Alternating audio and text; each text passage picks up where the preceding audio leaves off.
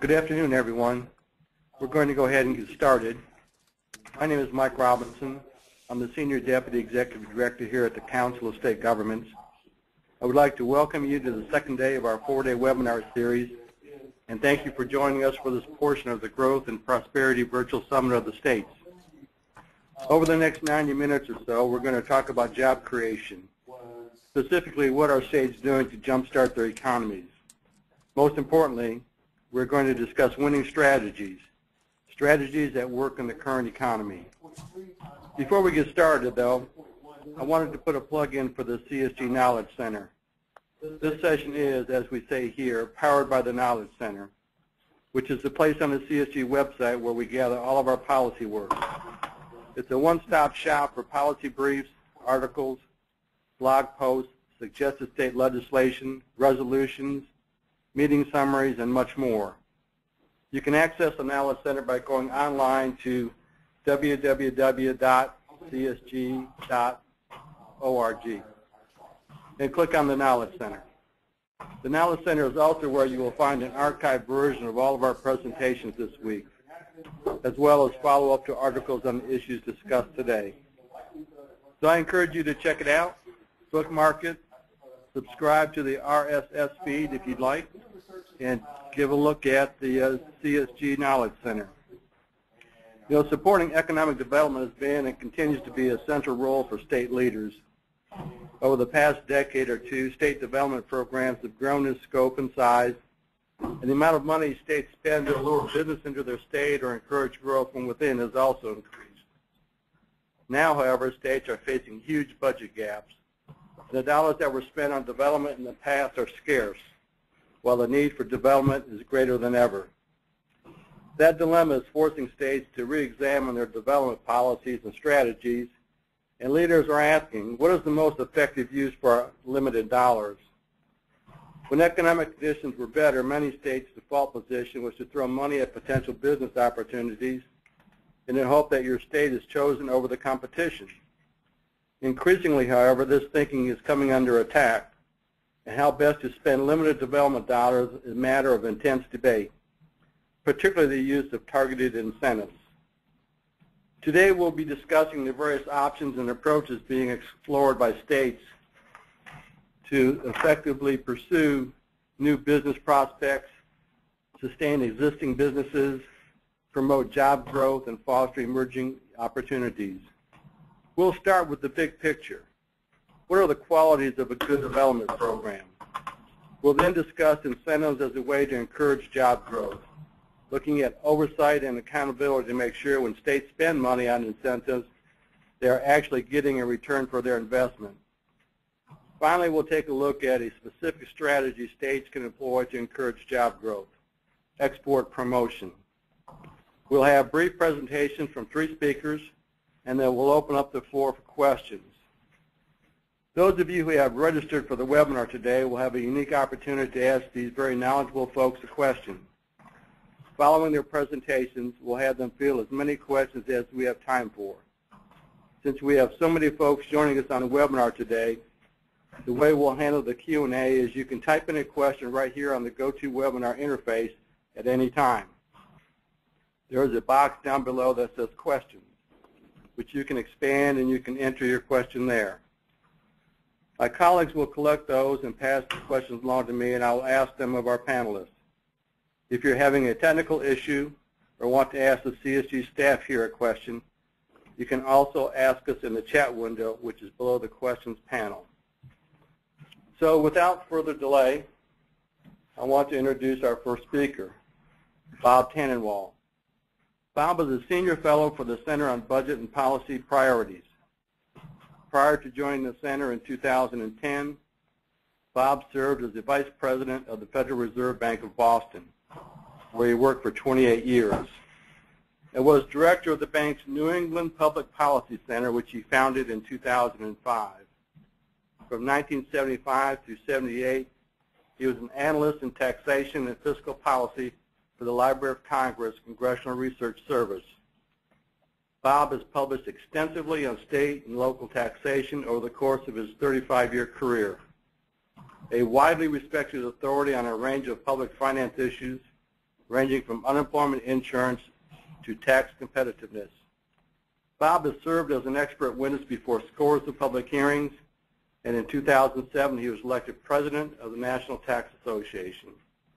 Bob, if you would, please begin today's session.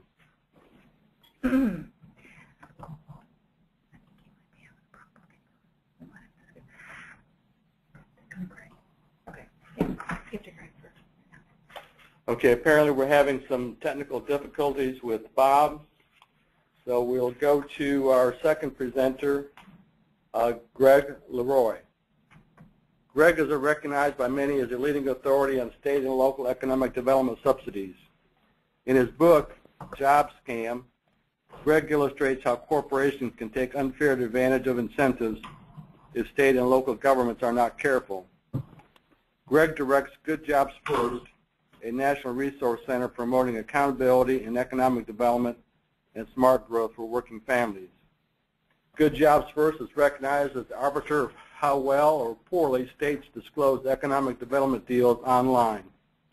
It also tracks and promotes reforms such as job quality standards, clawbacks, and location efficiency.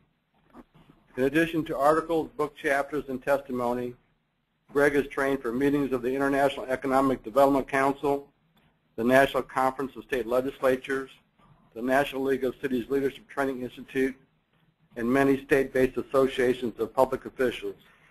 Greg, why don't you take it from here? Thanks very much, Mike. Is Bob Tannehill. Oh, great. We've got Bob. Okay. I'm so glad I don't have to go first. It's much better that Bob leads off. Okay. Okay. Bob, are you ready to go? Yes. Okay. Okay, we can hear you, so go ahead. Hey, Bob, I've already introduced you, so why don't you go ahead and get started? Okay. Thank you very much. Sorry for the delay. I appreciate very much the opportunity to talk with you this afternoon. Many states are considering or have already implemented cuts in business tax rates or new business tax credits. One can understand why. Many people are still suffering from the recession's effects.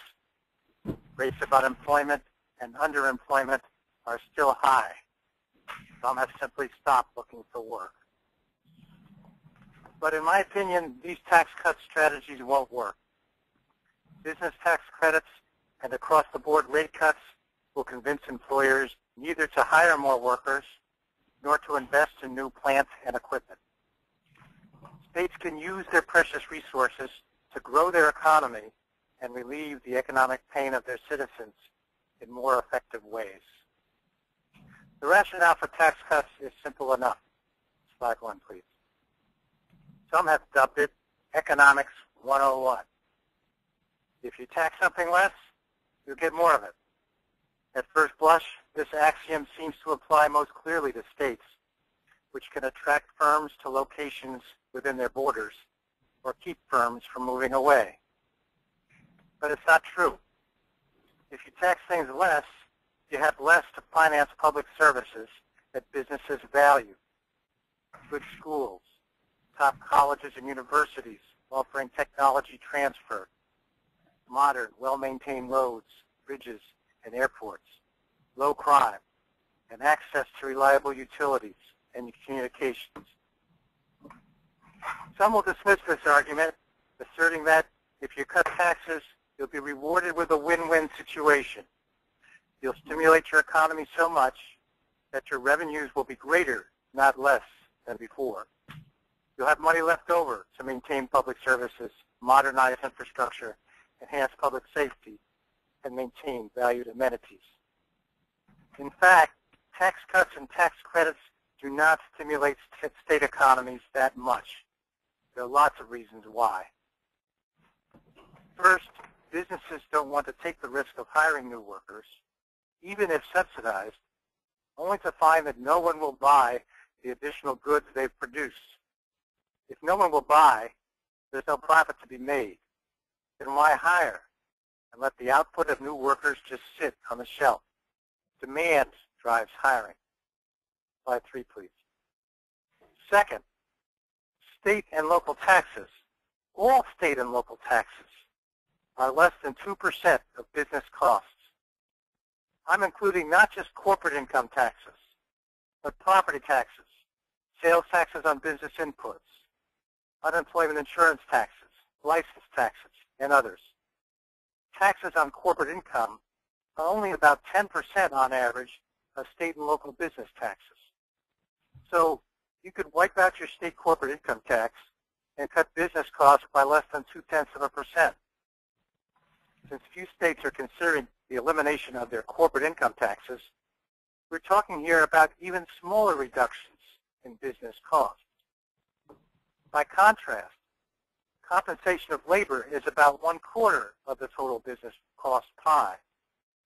So trying to influence location and growth of businesses by lowering corporate income taxes is like trying to wag a huge dog by a very short tail. In addition, many tax cuts and tax credits go to businesses for doing what they would have done anyway, pure windfall.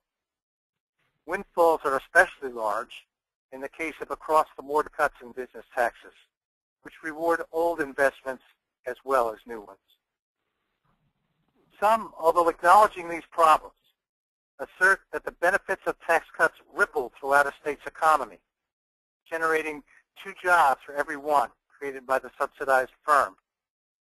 But governments generate ripple effects that are just as large.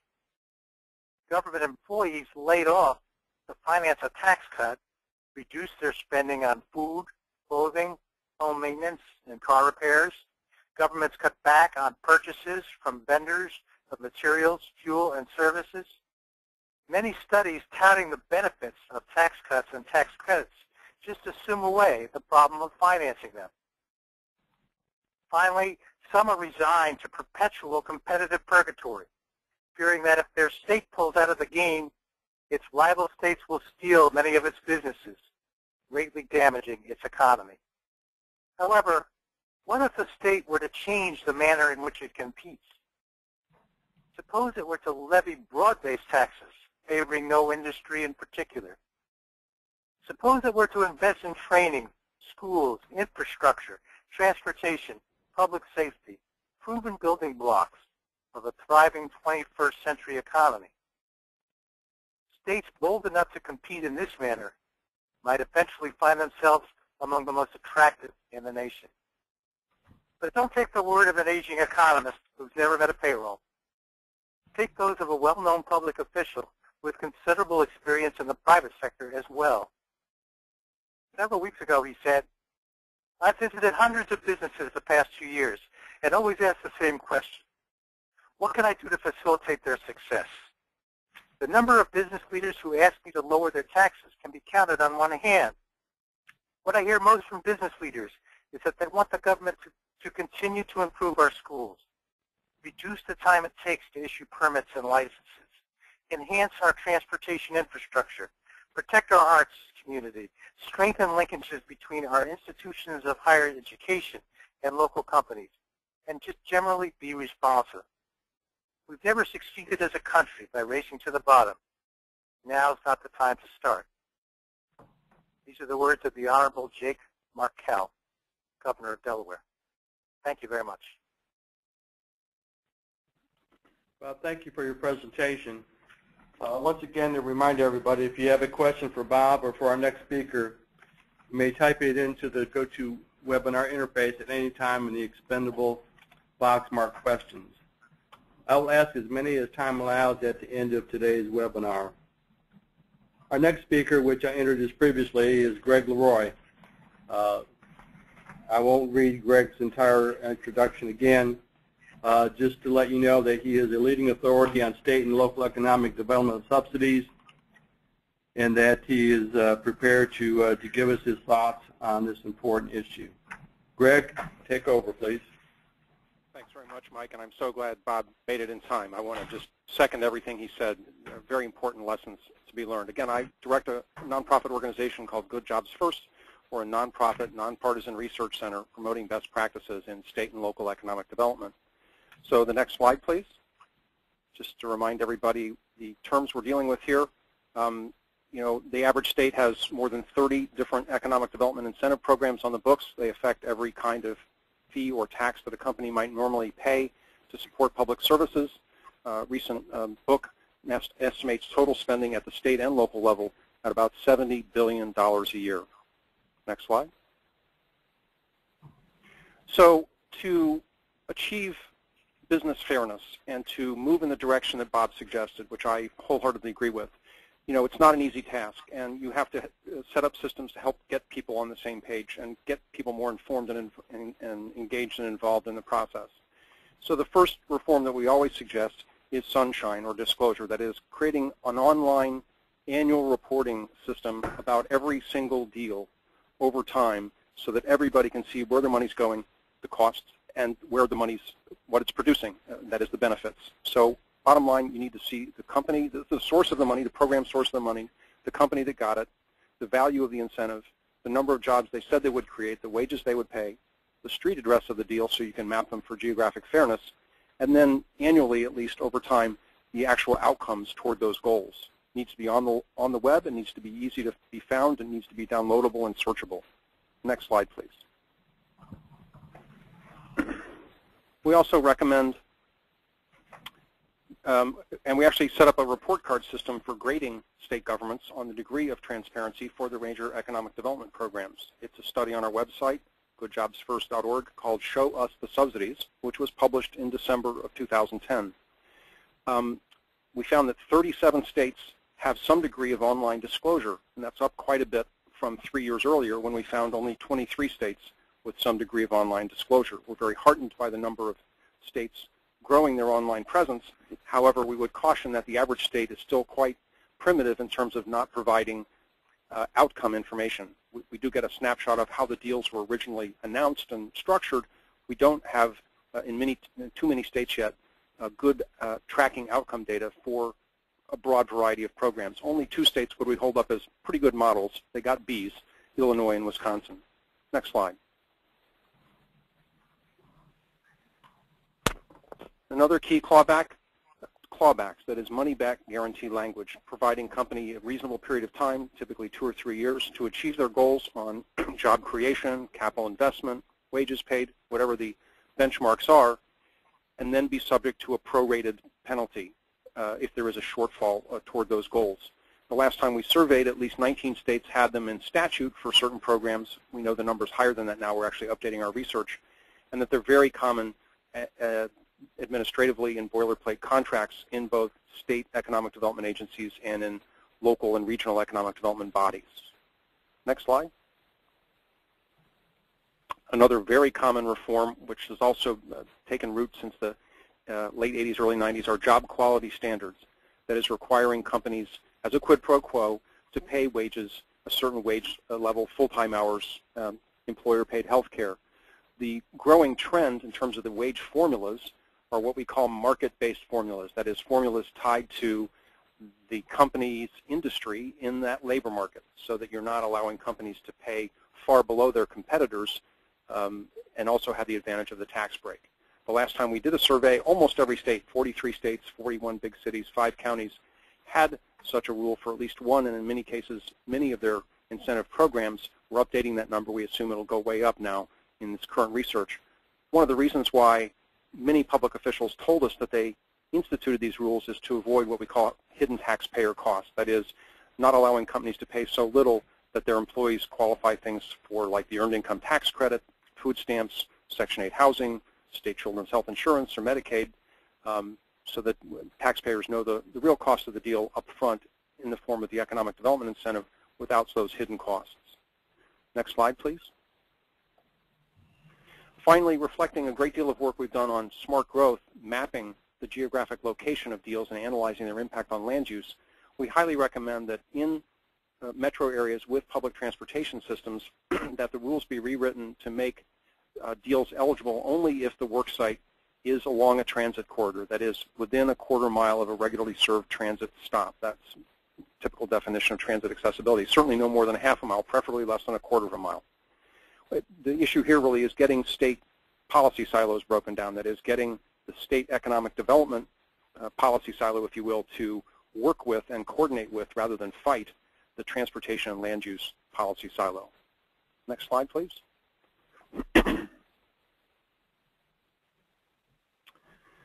We certainly recommend that you also look at another resource on our website. It's right on the top right of the front page of our website. It's called accountableusa.org. It's an interactive map with an entire page dedicated to each of your states, in which we recap our analysis of 5 of your largest economic development subsidy programs and recap the report card grade that we gave the program for its degree of online transparency. We summarize some of the big deals that your state has had, including some of the big multi-state sweepstakes deals or deals that may have been controversial in some respect. We cataloged all the subsidies to Walmart in your state and every other state, and we recap those there as well. And we also link you to nonprofit groups that we work most closely with in your state capitals, who are in many cases watchdogging these issues in your state. Next slide. So for us, obviously all of these issues have come to a very sharp point in 2011. Because state and local tax revenues always lag job recoveries, and because the job recovery is still very weak, state and local revenues are still very stagnant. And we're losing now the stimulus fiscal relief that was a big help, making up perhaps 40% or so of the last year's budget gap for state governments and helping so greatly with school boards and other government agencies. With those monies going away now, with tax revenues still lagging, states are being forced to make very painful budget decisions. We know that. And for that reason, especially now, spending on big ticket items like these economic development programs, we think should be fair, effective, and transparent. And the reforms that we suggest, we think, are the cornerstones for making that possible. Next slide.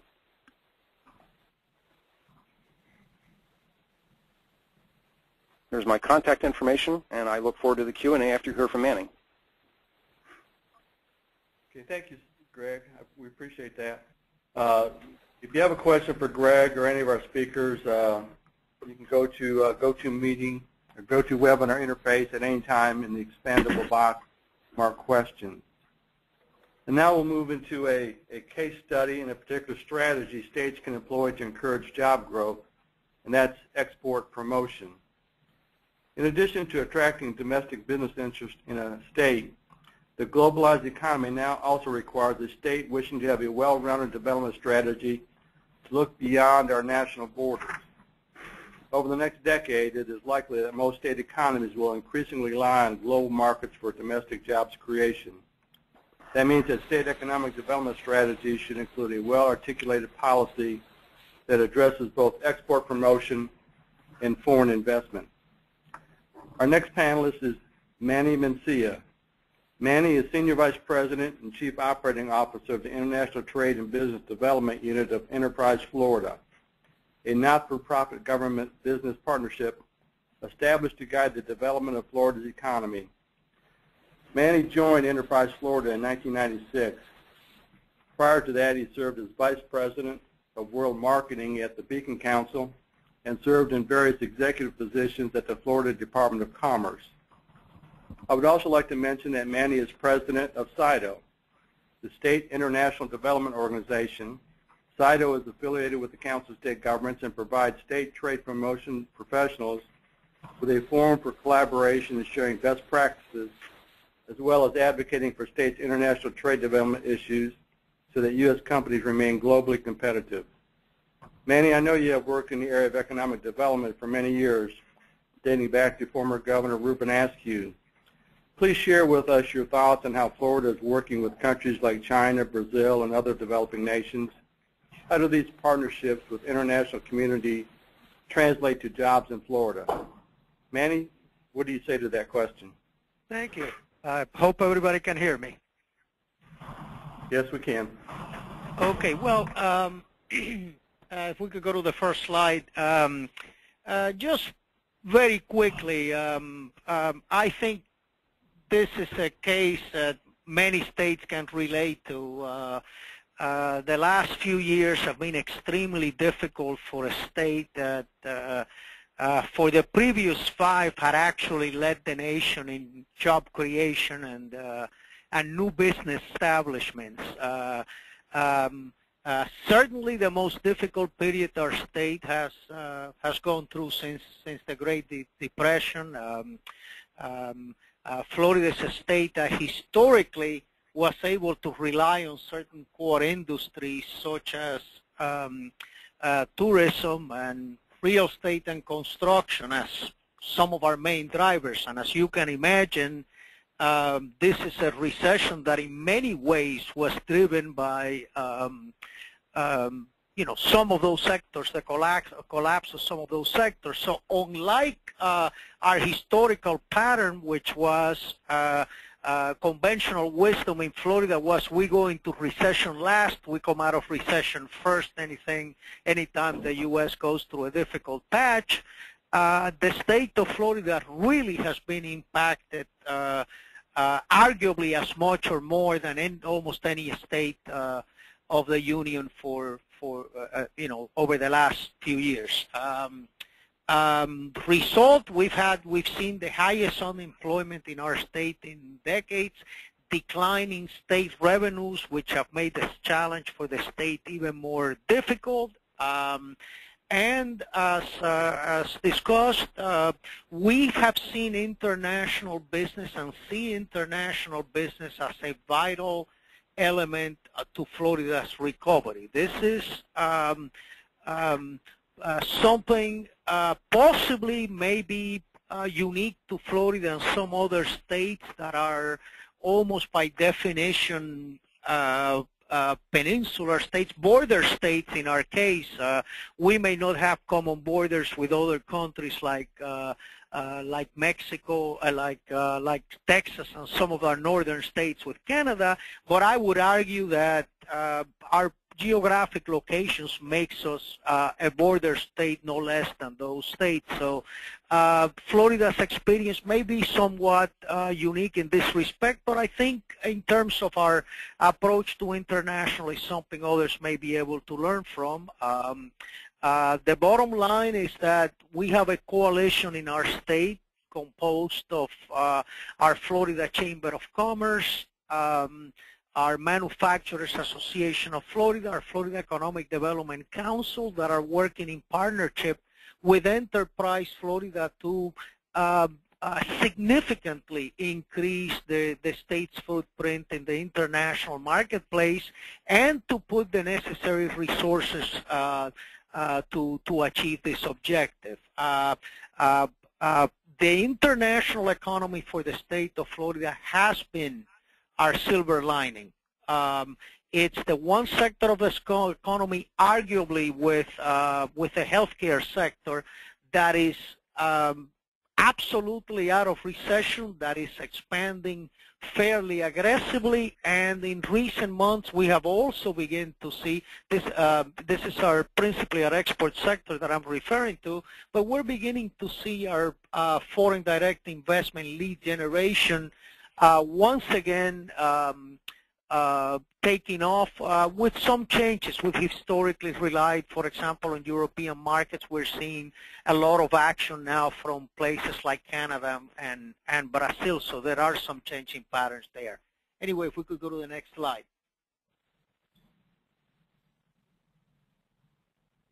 Again, you could argue and that this may not be a formula for every state in the United States. We're a state that is has a significant international footprint already. Roughly 16.5 or 6% of our economy is international already, and as much as 1 out of every 6 jobs in Florida, according to our research, today depend on international business. What's more, we have an already existing very large export sector. According to the U.S. Department of Commerce, over 50,000 Florida companies are already engaging in international business, which after California is the largest cluster in the nation. So we do have the existing critical mass to to see the state realistically as a driver of the Florida economy. It's a very unique sector. 95% of Florida companies engaged in international business are SMEs. So from our perspective, from the perspective of the state of Florida, assisting SMEs to grow is a vital component of the Florida economy in decades to come. About 62% of our exports. And by the way, I see a typo there, and I apologize. That should have been of Florida exports. Are done by SMEs, are done by small and medium-sized companies. So one of our strategies is we see with the reality shared by most economists that nations in the developing world, nations outside the United States, will drive economic growth at least for the decade to come.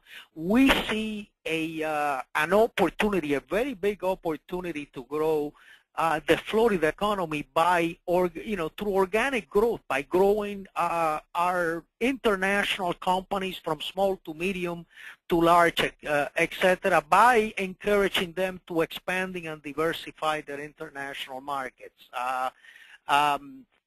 Last year, our exports, and this is measuring both merchandise exports and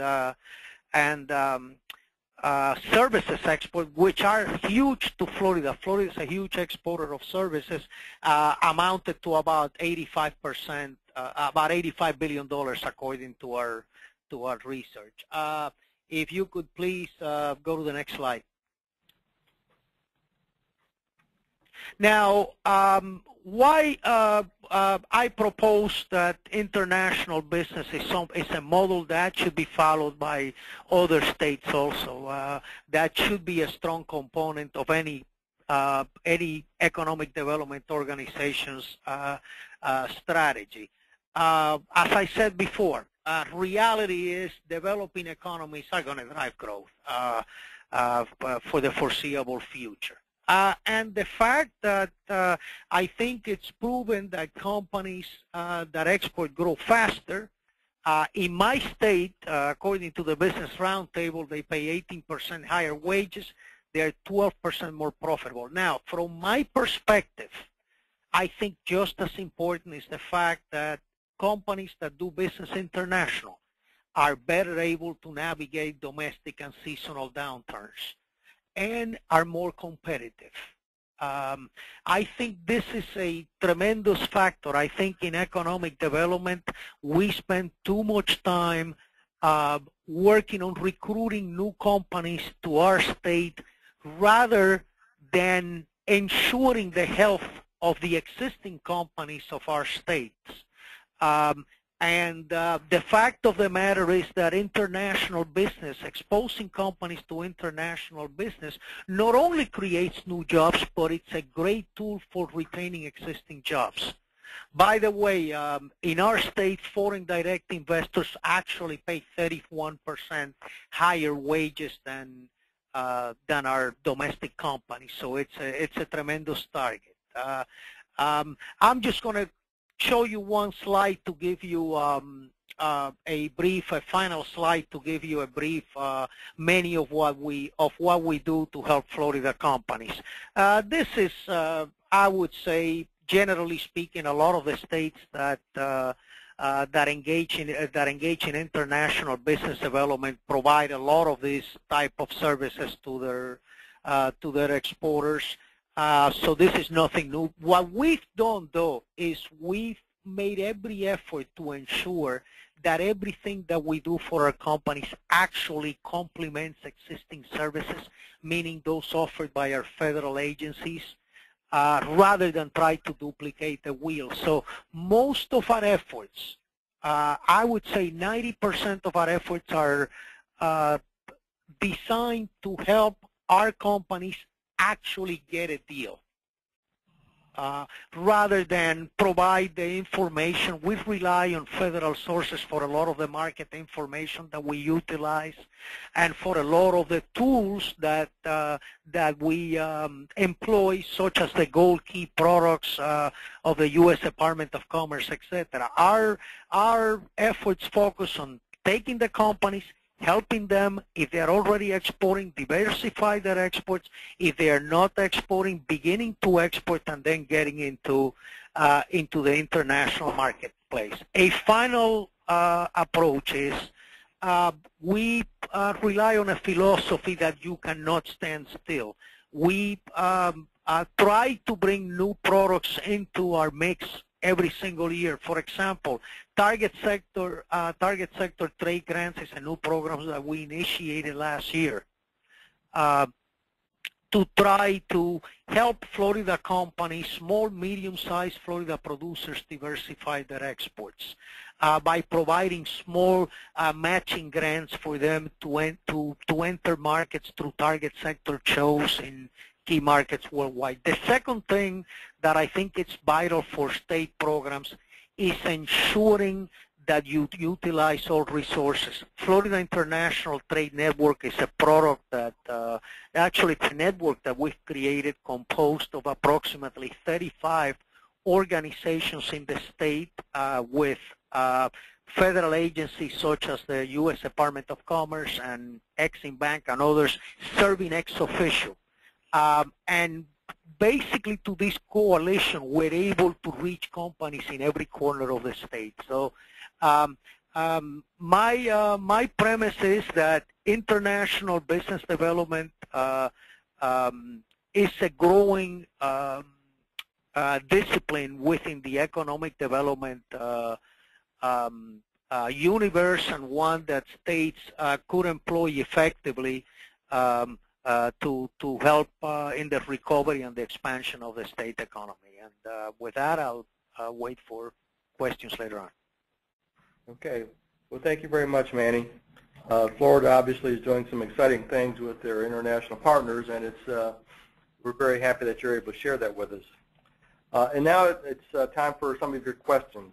We have several so far, and interestingly enough, the first question is an international question, and this comes from Quebec.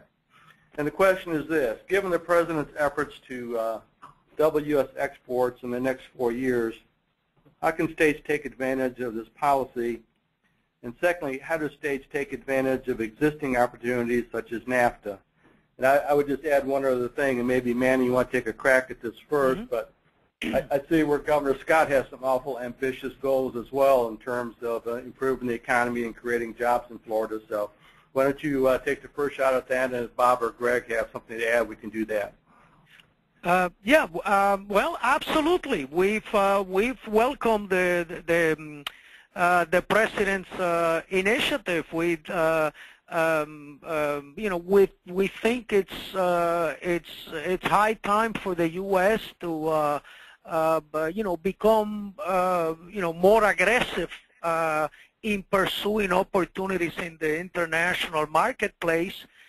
Where the states are concerned, there's one of the programs that are included on the National Export Initiative is the state's trade and export promotion, the state trade and export promotion program, which is a grants program of $30 million annually for 3 years that has been made available to the states to launch innovative new programs to help exporters in their state expand their marketplace. By the way, this was one of CSGovts' priority initiatives that we've worked very hard to establish, because we feel the states can play and should play a very important role in the expansion of U.S. trade. We would like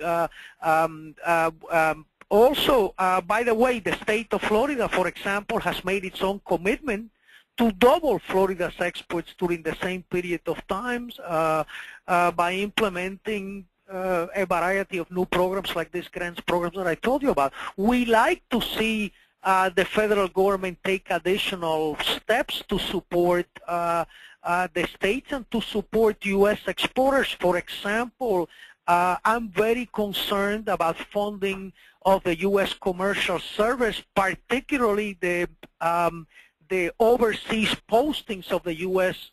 Commercial Service, which have been reduced both in number and in personnel over the last few years, to a point that that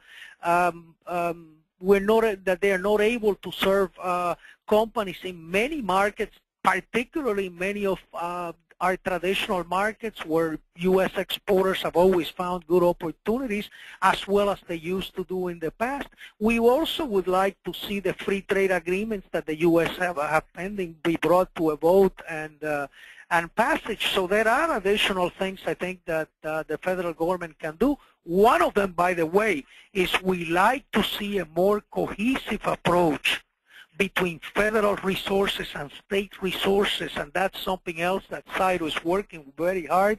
We're working to try to sign a memorandum of intent to increase cooperation between the states and the U.S. Department of Commerce. So we're taking every step that we can to try to move the ball forward along with our federal partners. Okay, this is Greg Leroy. I'll just quickly say that we like export development promotions. We think it's a smart use of taxpayer dollars because it's really the opposite of large single company package deals. You're spreading money over a large number of companies. You're reducing your risks. You're not putting a lot of eggs in one basket. You're broadly benefiting lots of different kinds of companies, growing broad skills bases. Even if some of those companies don't make it, you're capturing your investment and you're not losing it. Okay.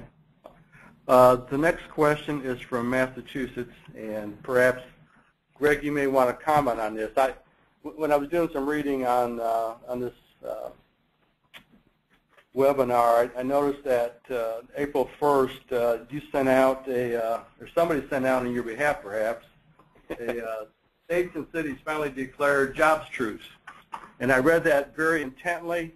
And then at the very last sentence it said April Fool. So you obviously have some strong feelings about what states can do or not do in terms of competing with one another, as well as competing at the local level. This question happens to come from Massachusetts. What do you think, Greg?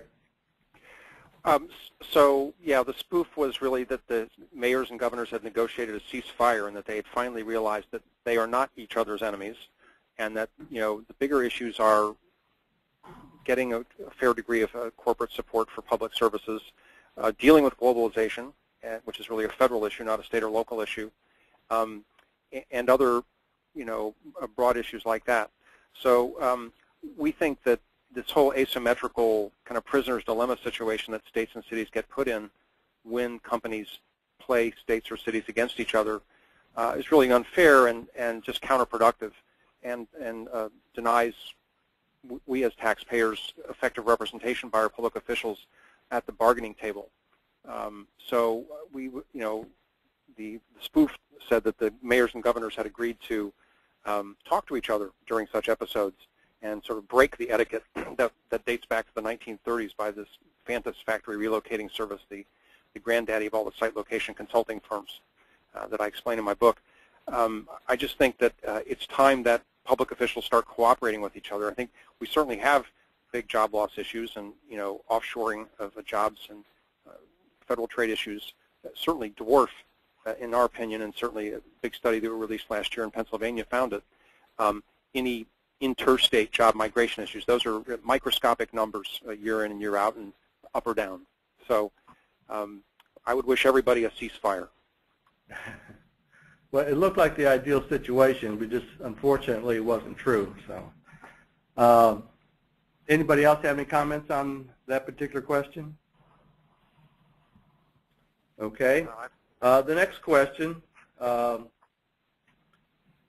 how do you see the nonprofit sector contributing to job creation? Should they be held to the same standard of disclosure considering their tax breaks received for their nonprofit status? And that one came from Kentucky. Greg, it sounds more like you should take Sure. I mean, and obviously there's a broad range of nonprofits that would be affected by that question, including the eds and the meds would be at the top of the list in terms of job impact on regional economies. certainly to the degree they enjoy traditional economic development incentives, I think they should be treated like anybody else. So if they get an industrial revenue bond or a training grant or enterprise zones, I think that would be appropriate. Obviously, as the director of a nonprofit, I file a public tax return, and other nonprofits do too. So there's already some degree of disclosure about our expenditures and our compensation of our top 5 employees and things like that. That's not there for companies that are not publicly traded. I don't know if there's other sort of nuance to the question.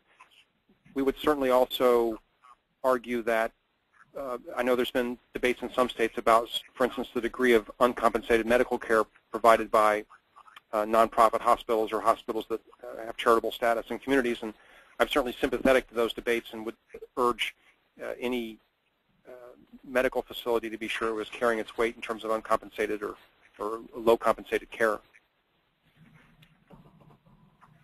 This is Manny Mencia. I wanted to add that in international economic development, the trend towards 501c3s is a growing trend. I think the last time we looked around, something like 20% of the states utilize this vehicle for their international economic development efforts.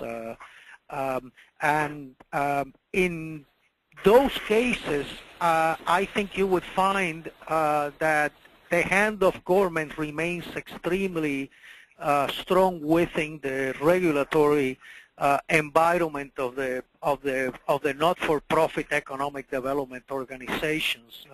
For example, my own organization has to meet more than 20 performance measures annually. We are required to submit to state audits on an annual basis, as well as our own external audit by a private contractor.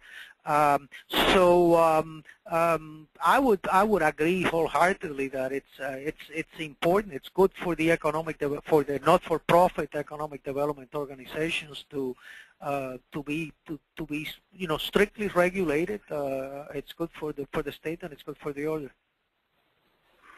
Yeah, specifically regarding the issue of economic development entities performing state economic development functions on a privatized basis, we actually did a study that came out in January on the history of privatized state economic development agencies, and we certainly found and are currently playing out a spectrum of safeguards or not in those entities. So I would certainly second what Manny just said about making sure that the entities remain subject to things like Open Records Act, Open Meetings Act, State Ethics Act, things like that. I think when you go in the other direction, certainly history tells us that you can encounter some serious problems. Okay. Bob, I think this next question is for you. But can you give us 1 or 2 examples where you feel a state has implemented an exceptional development program, either an overall development strategy or a particular program targeted to a particular outcome? Sure.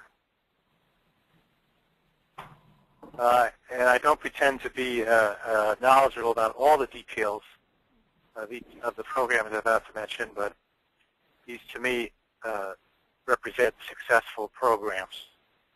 And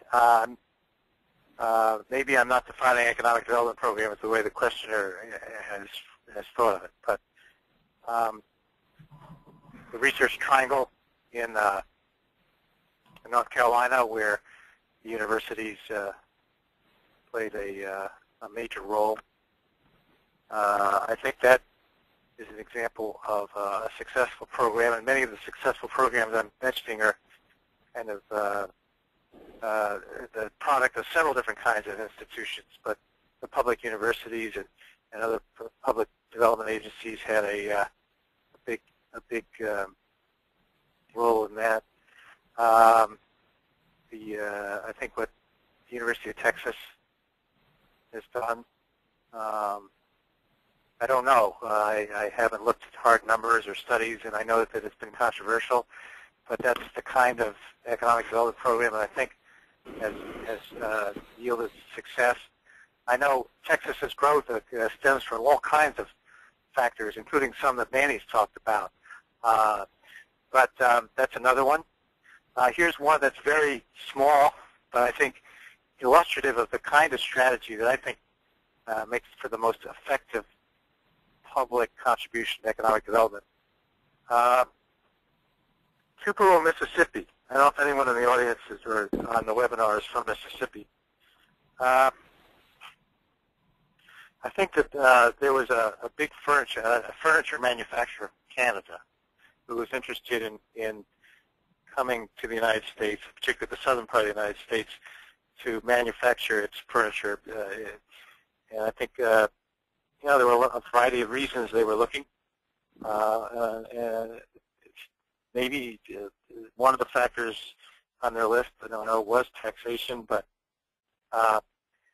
they were particularly attracted by the labor market and workers and their attitude.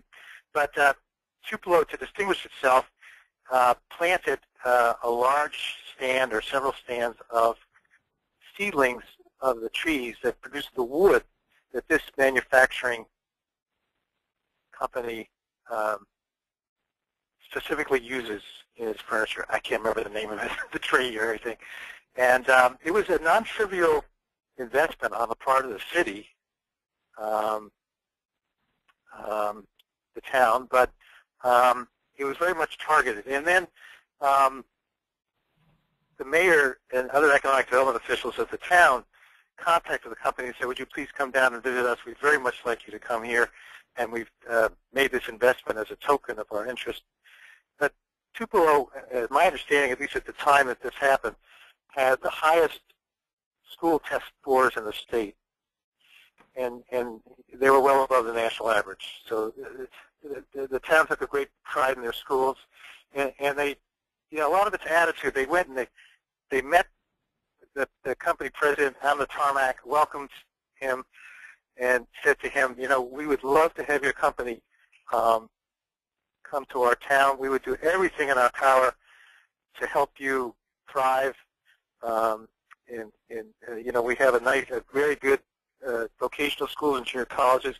We'd welcome your input into, to some degree, they can't take over the public vocational schools, but your input into the kinds of courses which would produce the labor that would be of most value to you. We'd love to have your employees teach in our, come in and address the students in our school, but we can't give you away our tax base because that's what makes it all work. That's what makes us such an attractive place to live and to work and to locate. We can help in some ways. We can provide a little bit, but ultimately it's the quality of our community and our willingness to go out of our way to try to make companies who come to us feel at home and to help them in ways that we can to be productive. And the company came. They could have chosen a whole bunch of different places, but they came. So that's another example, a small example. Those are a few. I don't want to take up more time because I know our time is scarce. But cooperation amongst public, private, and nonprofit and governmental agencies, limited targeted investments, thoughtfully designed. I think programs that reduce redundancy in regulation, that's a big problem. Those are the kinds of programs. So I named a few. Okay, those are the kind of things that I think work the best. Okay. Greg, Roy here, I would just quickly recommend in terms of Sunshine, consistently the best program that we found at the state level is the Illinois system, the web-based system. It's linked in our Show Us the Subsidies website. It was put up in 2005 pursuant to a bill that was enacted in 2003 by the Illinois legislature. And in terms of location efficiency, that is aligning economic development expenditures with smart land use and transportation planning, we would recommend the state revolving loan fund program run by the California Infrastructure and Economic Development Bank. It has a very interesting application system, a 200-point application system, which strongly favors projects that are proximate to pockets of poverty, served by public transportation, partnership with community development corporations, substantial affording housing components, and other kind of smart land use factors. If your project answers yes to those criteria, you basically bump to the head of the list. Okay. The next question also comes from Massachusetts. What are your thoughts on the use of refundable and transferable tax credits? Greg, Okay, go ahead, Bob. Okay, well, I guess perhaps some in the audience know that I'm not a great fan of film tax credits, which are refundable. They're all either refundable or transferable. And I think the key is what is the purpose to which these credits are put to. And I think that's the key. So the use of them per se is not necessarily a problem. Although I think a rebatable tax credit is no different than a grant, and usually a direct grant gets more scrutiny in the budget process.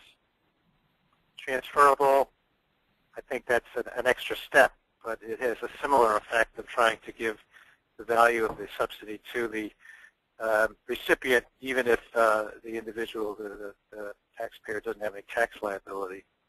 For brownfields, those are very, very difficult projects to get people to undertake. They're full of risk. And so if it is if the city or state decides that cleaning up these sites and taking a shot at making them productive, putting productive businesses on them, and that's the public view, and if they've really decided that, then you've got to put more on the table. And that's a public policy choice, which I can't comment. But a rebatable, refundable tax credit will lessen the risk. And it creates a property that, if it's developed, it should stay there in the state or the community, the city where the development has taken place. Now, film tax credits, there you're subsidizing an industry, first of all, very, very generous tax credits. You're subsidizing an industry that not only is it risky, but it's highly mobile geographically. And the odds of eventually creating a cluster, a media cluster, which would ultimately be self-sufficient, I think, are low. So there, again, the underlying issue is it wise to subsidize the particular form of economic activity? It's not so much the instrument itself. Those two issues shouldn't be confused. Okay. I'll just say quickly, I'm very skeptical of most of these refundable and salable credits. They've proven to be quite problematic, both in the film production, digital media production format, and also even in, for instance, the BETC program in Oregon, the renewable energy production program there. They often prove to be more costly than projected. Making them refundable really amps up the early costs of the program so that the benefits may take a long time to play out, but the costs are there right away. And certainly, the value of the credits in the case of the film production and media production credits are often far higher than any individual company would incur in its apportioning of income to the one state where it produced a film. So, it's just exceedingly generous. The value of the 45, 46 odd states that now subsidized film production exceeds $1 billion a year. Okay. In getting ready for this webinar, I ran across a survey by Forbes magazine that was done last October that you may be familiar with. And in that survey, which is to determine the best stage for business and careers, they listed Utah, Virginia, North Carolina, Colorado, and Washington among their top 5. Can any of you speculate as to what those 5 states may have in common that puts them in the top 5 in Forbes survey?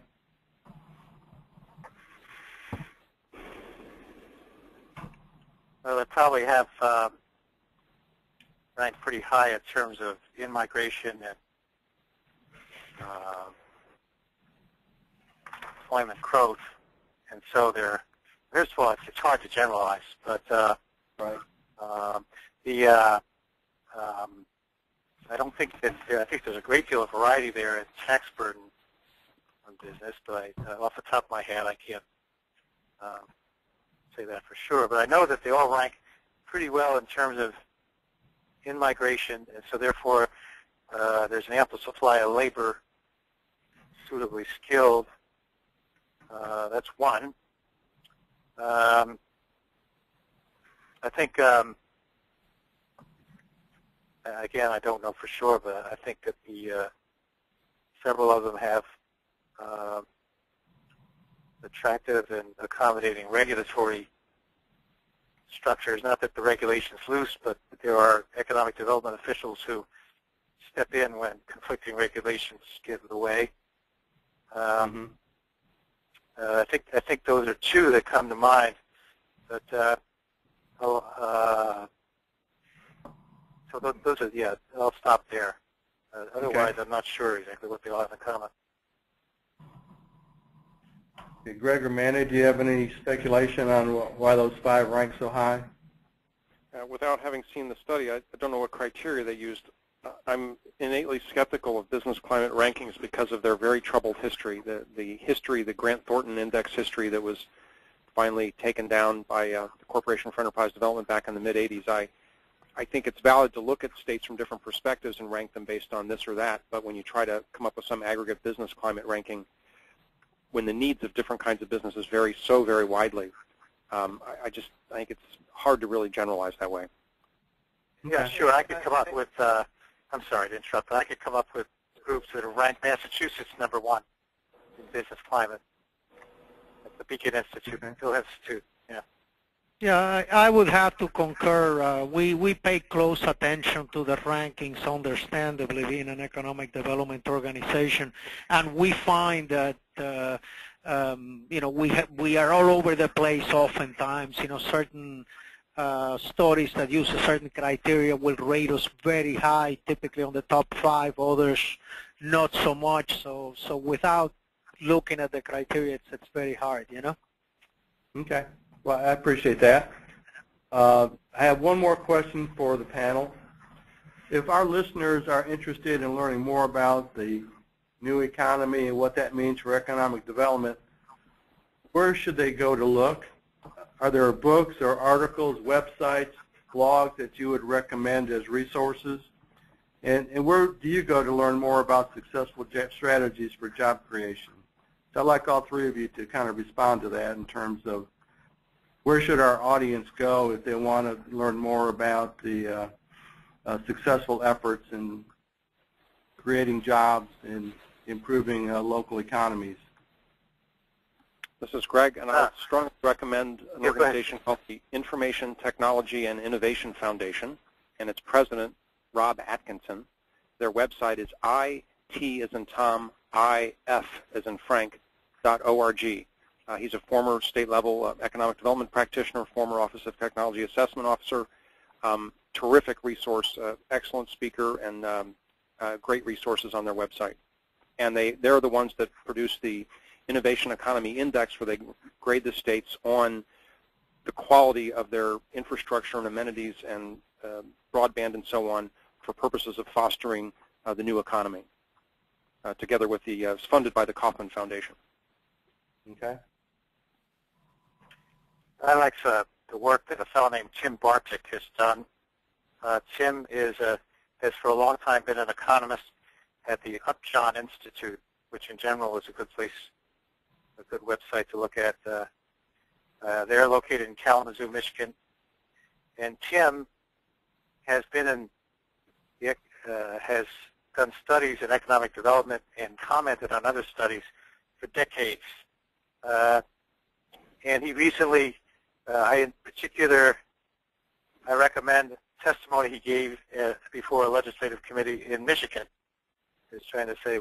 So people always say, oh, well, you know, all you economists, you talk about what you don't like and you talk about this and that in abstract terms. Give us some concrete suggestions as to what we can do right now.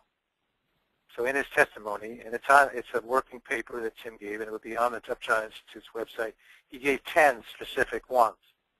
And he said he based these because these were the ones which had hard research supporting them as being with especially big payback, you know, return on the dollar invested. So that would be the one that comes to mind that perhaps not enough people know about it. Well, in my case, I tend to focus on international economic development. For example, I do look at the Innovation Economy Index and some of the other you know, standard economic development type analysis.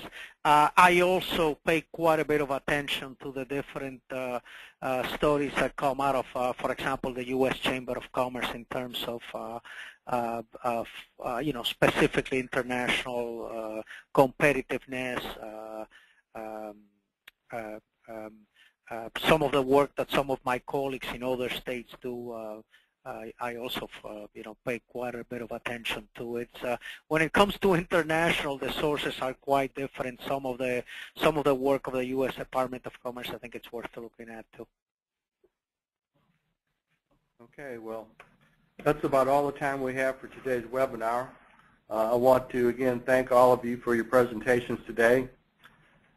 Doesn't look like there's a single strategy for job creation or a one-size-fits-all solution. But hopefully we've given you some ideas today that you can adapt to your state and your state environment. Thanks also to everyone for registering for the webinar and for asking such good questions. We hope you'll get engaged and stay engaged with CSG. I encourage you once again to check out the CSG Knowledge Center at www.csg.org. I'd also like to thank Jennifer Burnett, our Senior Policy Research Analyst, for organizing this session and making all the arrangements for our speakers. I encourage you to join us for other sessions of the Growth and Prosperity Virtual Summit this week if there are issues that interest you.